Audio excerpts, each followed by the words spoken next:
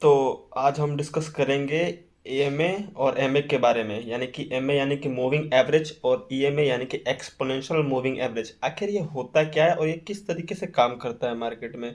तो उन सभी चीज़ों से जानने से पहले हम जानेंगे आखिर एमए क्या होता है। एमए यानी कि मूविंग एवरेज। ये मैं यहाँ पे टाइप करता हूँ एम ए। जैसे मैंने यहाँ पे एमए टाइप किया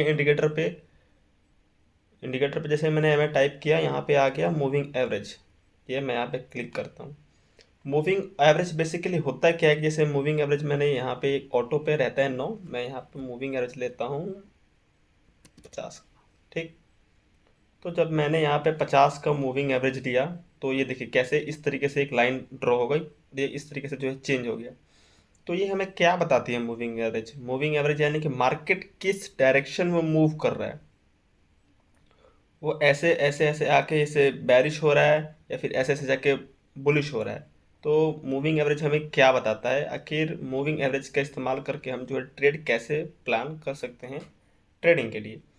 तो ये जो मूविंग एवरेज होता है ये बेसिकली जो जितने भी कैंडल्स होते हैं ना, जैसे मैंने यहाँ पे 50 का मूविंग एवरेज लिया, यानी कि ये 50 कैंडल्स की डिटेल्स को जो है अटैच करके ये हमें एक सपोर्ट और रेजिस्टेंस जो है प्रोवाइड करता है। सपोर्ट यानी कि जहाँ से बाइंग होती है, रेजिस्टेंस यानी कि जहाँ से सेलिंग होती है मार्केट में, जहाँ से गिरावट आती है। ठीक है। तो ये हमें एमए क्या सपोर्ट करता है। ये 50 कैंडल्स को मतलब बराबर बराबर वैल्यू देता है, किसी को मतलब कम या ज़्यादा नहीं। ठीक। तो ये बराबर बराबर वैल्यू देता है एमए। तो मैं यहाँ पे 50 के एमए लगाया हूँ, क्योंकि 50 का और 44 का जनरली आप जितना ज़्यादा एमए यूज़ करेंगे ना, जितना ज़्यादा बड़ा, यानी कि ये 50 का है, सेम थिंग मैं यहाँ पे इसको करता हूँ 100 का। ठीक। ये मैंने किया 100 का।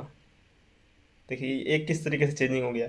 तो आप जितना ज़्यादा बड़ा एम ए यूज़ करेंगे, यानी कि मूविंग एवरेज, वो उतना ही बढ़ जाएगा। एम ए का मतलब मैंने आपको समझाया, मूविंग एवरेज जो कि 100 कैंडल का मैंने यहाँ पे एम ए लगाया। इसका मतलब ये होता है कि ये बराबर बराबर 100 कैंडल्स का जो है एक एवरेज निकालेगा कि हाँ इस एवरेज के आसपास जो है प्राइस प्रॉपर रह रही है और यहाँ पे हमें बाइंग या फिर सेलिंग करना चाहिए। तो ये किस तरीके से काम करता है, तो काम करेगा इसका तरीका ज़्यादा फटा जो है सिंपल सा है। सिंपल सा ये है कि मैं आपको यहाँ पे बताता हूँ कि ये है कि जैसे ये यहाँ पे इसने, ये तो फिबोनाची आ गया।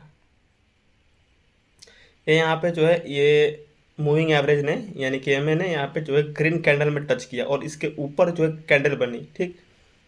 तो ये यहाँ पे क्या कर रहा है, ये यहाँ पे हमें बुलिशनेस दिखा रहा है कि हाँ मार्केट में बुलिशनेस है और आपका जो है सपोर्ट जो है वो ये एमए है। यानी कि ये जो मूविंग एवरेज है यहाँ पे एक सपोर्ट का काम कर रहा है। ठीक।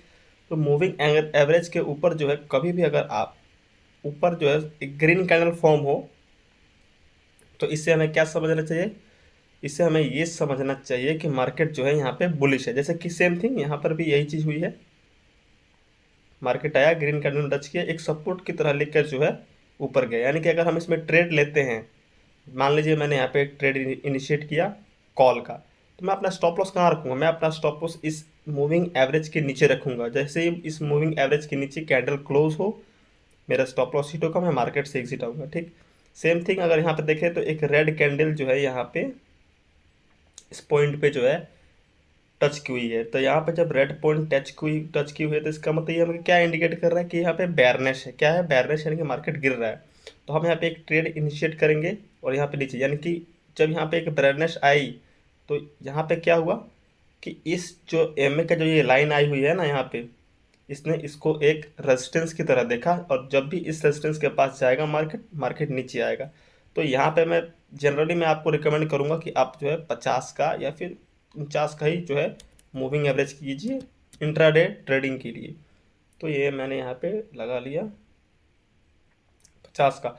जैसे जैसे ही मैंने यहाँ पे 50 के लगाया, यहाँ पे देखिए एकदम डिटेल में यहाँ पे दिखा गया है कि ये हमें बेयरनेस दे रहा है। फिर यहाँ पे जो इस ट्रेंड लाइन को इसने एक रेजिस्टेंस की तरफ लिया, यानी कि ये जो मूविंग एवरेज होता है ये हमें एक ट्रेंड लाइन ड्रॉ करके देता है। किस चीज़ का, एक सपोर्ट और एक रेजिस्टेंस का, कि हाँ ये हमारे लाइन जो है सपोर्ट का है, यही हमारी लाइन रेजिस्टेंस का है। यानी कि मूविंग एवरेज के ऊपर है, क्या है बुलिश है मार्केट, यानी कि हमारा सपोर्ट बनेगा, मार्केट ऊपर जाएगा। और ये अगर इस एमए के नीचे मार्केट चल रहा है, यानी कि मार्केट में बेयरनेस है, ये नीचे जाएगा। ठीक।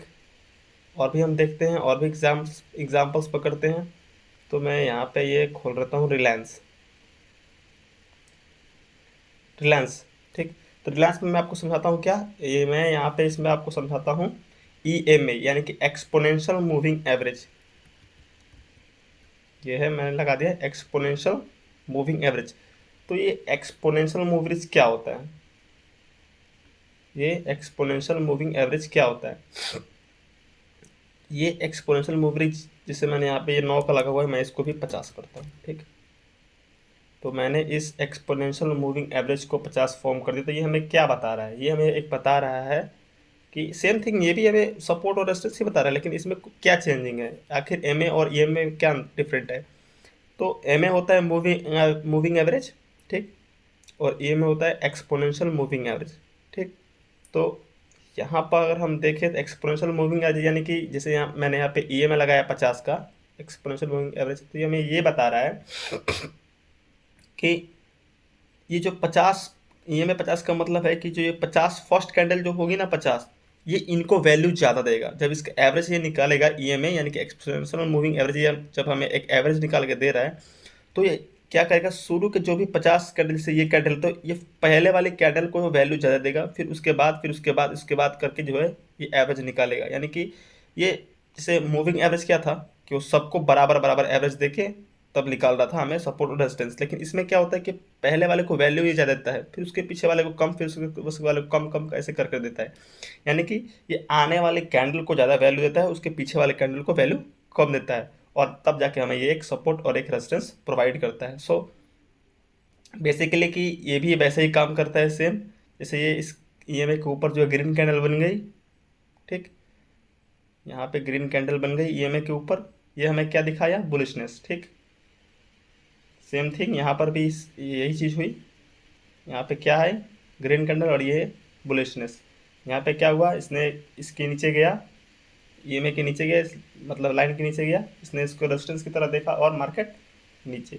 तो MA और EMA का यूज़ हम किस लिए करते हैं मार्केट में, ट्रेडिंग के लिए, एक सपोर्ट और एक रेजिस्टेंस के लिए, कि मार्केट में सपोर्ट कहाँ पे बनेगा और रेजिस्टेंस को हम मतलब किस तरीके से मार्केट में हम ट्रेड करेंगे। तो ये है MA और EMA की ट्रेडिंग साइकोलॉजी, या फिर यूँ कहे कि ट्रेडिंग स्ट्रेटजी। इसे आप जैसे भी इस्तेमाल करें, लेकिन मैं आपको रिकमेंड करूँगा कि आप MA इस्तेमाल करें 50 का या फिर 49 का, और EMA भी इस्तेमाल करें 50 या 49 का सपोर्ट और रेजिस्टेंस के लिए, ये काफ़ी कामगार है, ठीक। तो आशा करता हूँ कि आप अच्छे से समझ गए होंगे। मिलते हैं नेक्स्ट वीडियो में। यार चैनल को सब्सक्राइब कर दो, हाँ यार वीडियो को पूरा देखा करो, सारे वीडियोस देखा करो। मैं कोई गलत इन्फॉर्मेशन नहीं देता हूँ यहाँ पे, जो भी देता हूँ वो रियल देता हूँ। नहीं हो तो आप प्रैक्टिकली भी कर सकते हैं।